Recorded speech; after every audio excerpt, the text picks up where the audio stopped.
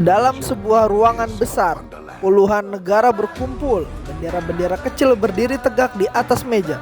Bahasa yang berbeda terdengar bersahutan, namun semua memiliki satu tujuan, yaitu kesepakatan bersama. Inilah wajah nyata dari negosiasi lintas budaya, bukan sekedar tawar-menawar, tapi seni menyatukan sudut pandang yang berasal dari budaya yang berbeda.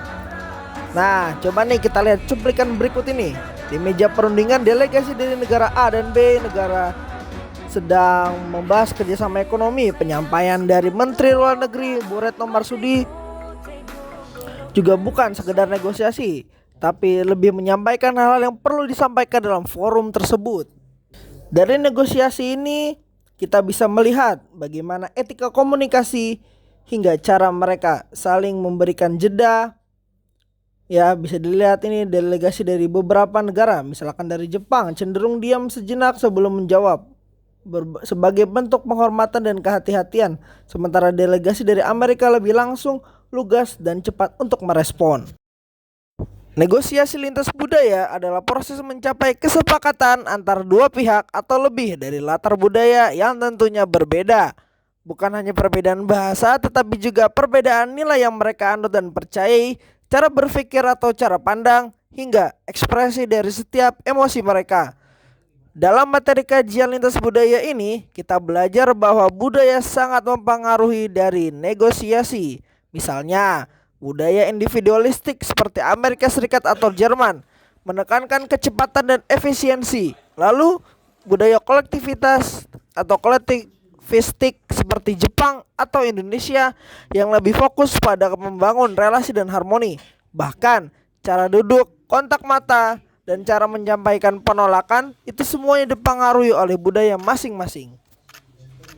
Lalu dalam sebuah forum internasional seperti G20 atau PBB, negosiasi jadi lebih kompleks.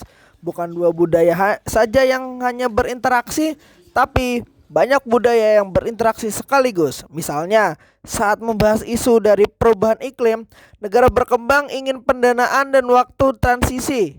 Lalu negara maju itu menuntut komitmen untuk cepat, dan negara-negara kecil kepulauan menekankan urgensi karena ancaman langsung terhadap keberadaan mereka. Semua pihak membawa nilai dan kepentingannya masing-masing. Inilah mengapa budaya atau kemampuan negosiasi lintas budaya sangat penting dalam diplomasi dari setiap negara. Apa yang bisa dilakukan untuk menjaga keberhasilan negosiasi lintas budaya?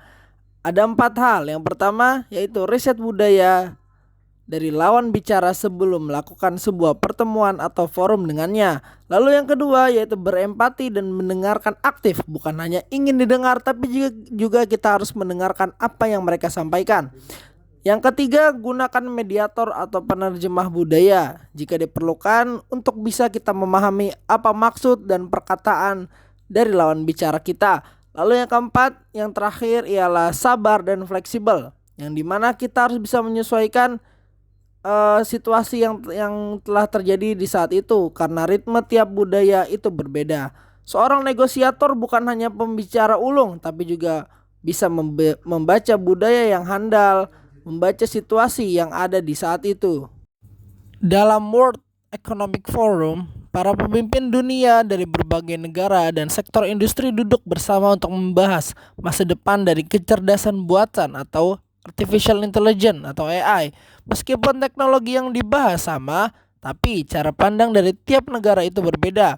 Karena ada yang fokus pada etika dan regulasi, ada juga yang menekankan pada inovasi ekonomi. Inilah contoh nyata bagaimana negosiasi lintas budaya hadir dalam diskusi teknologi modern.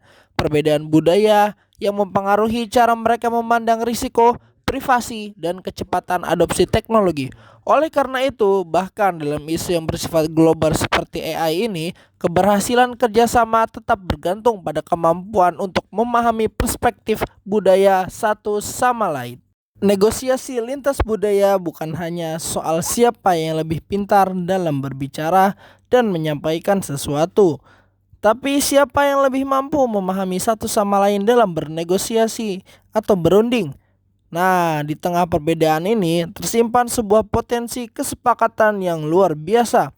Dan dalam setiap perundingan atau pernegosiasian, kita bukan hanya membangun sebuah kerjasama baru, tetapi kita sedang membangun jembatan antar lintas budaya.